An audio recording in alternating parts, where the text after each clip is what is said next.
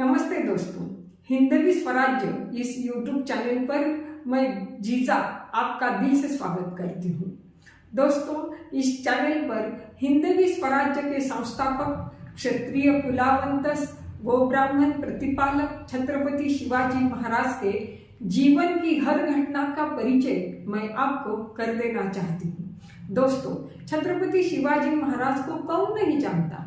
जानते तो सब हैं, लेकिन किन परिस्थितियों में उन्होंने स्वराज्य खड़ा किया, कौन से संकटों का उन्होंने सामना किया, उनके साथीदार मावड़े कौन थे, उनका परिवार कैसा था, उनका राज्याभिषेक कैसे हुआ, उनका मृत्यु किस तरह हुआ, शिवाजी महाराज के जन्म से लेकर मृत्यु तक की सभी घटनाओं को मैं आपको रूबरू कराऊंगी। दोस्तों, इस सब जानकारी का सोर्सेस है राजा शिव छत्रपति ये किताब जो बाबा साहेब पुरंदरे ने लिखी है। दोस्तों, हम थोड़ा पीछे 400 साल पीछे जाकर देखते हैं कि उस टाइम सामाजिक राजकीय क्या परिस्थिति थी। उस टाइम महाराष्ट्र में अहमदनगर की निजामशाही, गोलकोंडा की कुतुबशाही और दिल्ली में मुगल सम्राट जहांगीर का निधन हुआ था और उनका पुत्र शाहजहां बादशाह बन चुका था।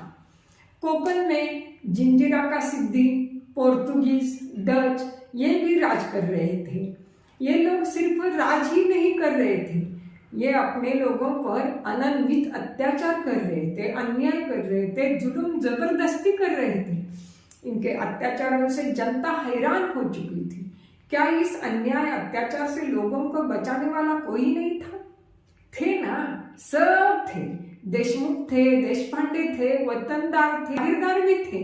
लेकिन ये लोग अपने शान शौकत और अपने स्वार्थ में इतने मशगूल रहते थे, लोगों को न्याय दिलाने वाला कोई नहीं था। इसी दौरान शाहजी राजे भोसले निजामशाही में सरदार थे। शाहजी राजे के ससुर जो सिंदखेड़ राजा महाराष्ट्र के यहाँ से आते थे, वो भी अपने 3 पुत्रों के साथ निजामशाही में सरदार के रूप में काम करते थे। तब निजामशाही की राजधानी थी दौलताबाद। इसका प्राचीन नाम था देवगिरी। ये देवगिरी अभी महाराष्ट्र के औरंगाबाद जिले में आता है। इसी दौलताबाद के किले के भरे दरबार में शाहजी राजे के ससुर लपूजी जाधव और उनके 3 बेटों की हत्या की गई। इससे नाराज होकर उन्होंने निजामशाही छोड़ दी। लेकिन शाहजी राजे जाते तो कहाँ जाते, जहां भी जाते सुल्तानी बादशाही और मुगलशाही यही तो थी। तब उन्होंने बंड किया। उनको लगा कि बंड करके हम अपना स्वराज स्थापन करते हैं।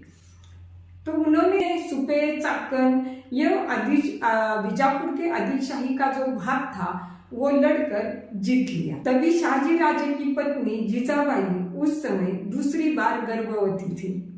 शाहजी राजे और जिजाबाई को पहली भी एक संतान थी, उनका नाम था संभाजी राजे। उस समय संभाजी 8 या 10 साल का था। उस समय की परिस्थिति इतनी विदारक थी कि रास्ते से चलना भी मुश्किल था। कब कोई आता और मारकर चला जाता इसका पता भी नहीं लगता था। ऐसी परिस्थिति में जिजाबाई को जुन्नर के पास शिवनेरी किले पर विश्वासराव नाम के उनके एक रिश्तेदार के यहाँ सुरक्षित छोड़कर शाहजी राजे संभाजी को लेकर चले गए। जिजाबाई साहेब शिवनेरी किले पर शिवाई देवी की पूजा अर्चना में लीन रहने लगी। दिन बीतते गए, 9 मास पूर्ण हुए और 19 फरवरी शुक्रवार 1630 में जिजाबाई ने अपने पुत्र को जन्म दिया और 13 दिन के बाद शुभ मुहूर्त पर उस बच्चे का नामकरण किया गया। शिवनेरी किले की देवी शिवाई के नाम से बच्चे को शिवाजी नाम रखा गया। यह शुभ समाचार शाहजी राजे को भी भेज दिया गया। दिन ब दिन बीतते चले गए। शिवबा अब बड़ा होने लगा था। शिवाजी अब चलने भी लगा था।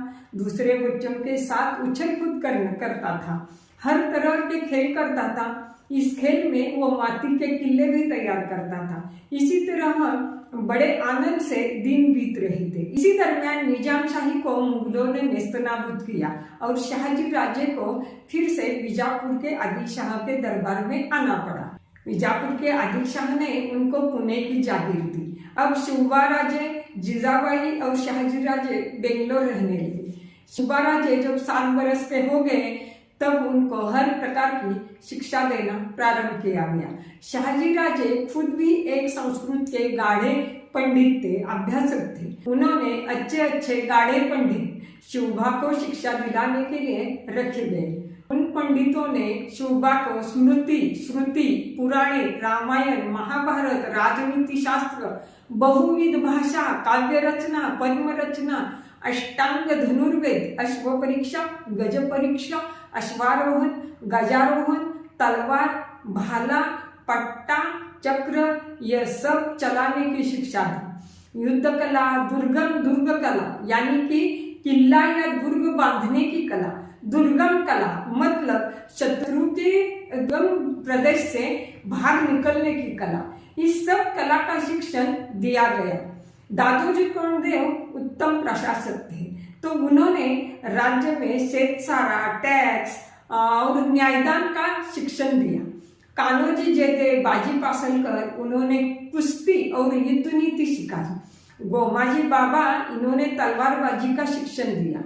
यही गोमाजी बाबा आगे चलकर शिवाजी महाराज के आर्मी के चीफ सलाहकार बने। दोस्तों, यह जानकारी आपको कैसे लगी जरूर कमेंट करना।